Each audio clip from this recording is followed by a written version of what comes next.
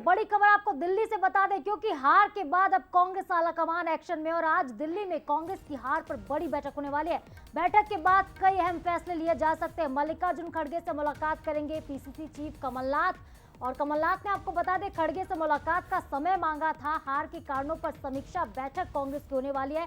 3 राज्यों में कांग्रेस की करारी हार देखने को मिली, राजस्थान, मध्य प्रदेश और छत्तीसगढ़। ये वो राज्य जहां पर 2 राज्यों में कांग्रेस की सरकार थी, लेकिन वो सरकार भी अपनी नहीं बचा पाई कांग्रेस पार्टी। और एक राज्य जहां मध्य प्रदेश में लग रहा था कांग्रेस को कि बहुमत हासिल हो जाएगा, लेकिन वहां पर भी 2018 के मुकाबले इस बार कांग्रेस का प्रदर्शन बेहद निराशाजनक, और यही वजह कि हार पर मंथन आज दिल्ली में होगा।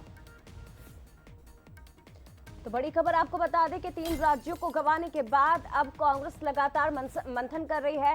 कल पीसीसी चीफ कमलनाथ ने भी 230 प्रत्याशियों के साथ बैठक की, उसमें चर्चा की गई। अब दूसरी तरफ दिल्ली पहुंचे हैं कमलनाथ, राष्ट्रीय अध्यक्ष मल्लिकार्जुन खड़गे से मुलाकात करेंगे। लेकिन देखना होगा कि इस हार से कितना सबक कांग्रेस ने लिया है। हार के कारणों को खंगालने के साथ क्या उन पर कोई बड़ा निर्णय लिया जा सकता है? क्या कांग्रेस में हमें कोई बड़ा बदलाव देखने को मिल सकता है? ये बहुत महत्वपूर्ण है।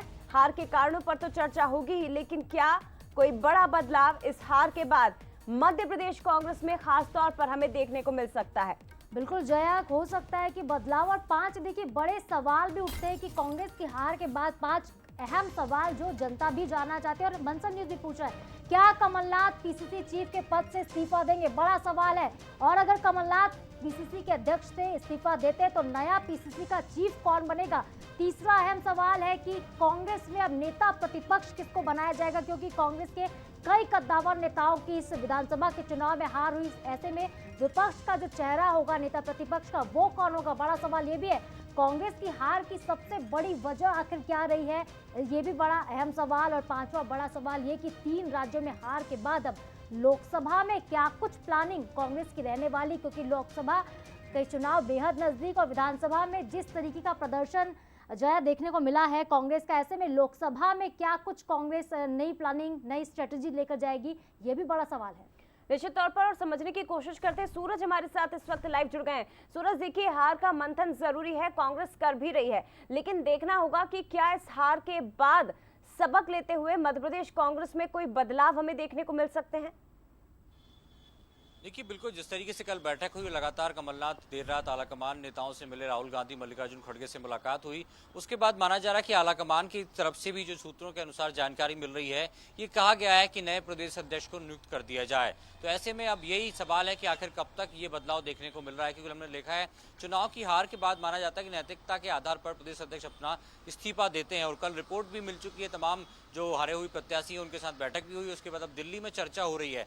तो माना ये जा रहा है कि बहुत जल्द ही इसको लेकर भी कमलनाथ निर्णय ले सकते हैं कि मध्य प्रदेश में अगला प्रदेश अध्यक्ष कौन हो सकता है, किसको कमान सौंपी जा सकती है। हालांकि पुख्ता सूत्र यही बता रहे हैं कि आलाकमान ने यही निर्देश दिए हैं कि अब मध्य प्रदेश में नए अध्यक्ष की नियुक्ति कर दी जाए। लेकिन देखना ये होगा कि लोकसभा चुनाव बहुत जल्द मध्य प्रदेश में होने वाले हैं, देश में होने वाले हैं। ऐसे में कौन सा वो चेहरा हो सकता है आने वाले समय में जो लोकसभा चुनाव को लेकर पूरे प्रदेश में दौरे करे, एक साथ तमाम नेताओं को लेकर आगे बढ़ सके, तो बड़ा सवाल और एक बड़ी चुनौती भी है कि अगर आने वाले समय में जल्दी से नाम भी बता दीजिए कि नाम कौन से हो सकते हैं, कौन नेता प्रतिपक्ष और कौन प्रदेश अध्यक्ष हो सकता है कांग्रेस में?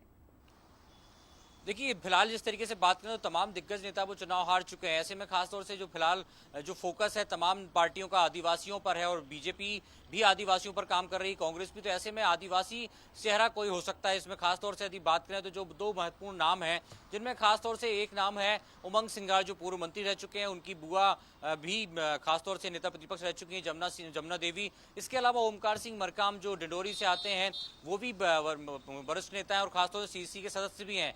इसके अलावा और भी नाम की बात करें तो कमलेश्वर पटेल भी नजर आ रहे हैं, जीतू पटवारी भी कार्यकारी अध्यक्ष रह चुके हैं, लेकिन चूंकि चुनाव हार चुके हैं, अब ऐसे में आलाकमान उनके नाम पर भी विचार कर सकती है। इसके साथ ही नेता प्रतिपक्ष की बात करें तो अजय सिंह पहले भी नेता प्रतिपक्ष रह चुके हैं, कार्यकारी अध्यक्ष रह चुके हैं। रामनिवास रावत जो श्योपुर से विधायक है, उनका नाम भी नेता प्रतिपक्ष के तौर पर देखा सकता है। बड़े नाम बहुत सारे नाम है, लेकिन देखना होगा कि आखिर क्या बदलाव और कब तक बदलाव कांग्रेस में हमें देखने को मिलता है। शुक्रिया आपका फिलहाल जानकारी के लिए।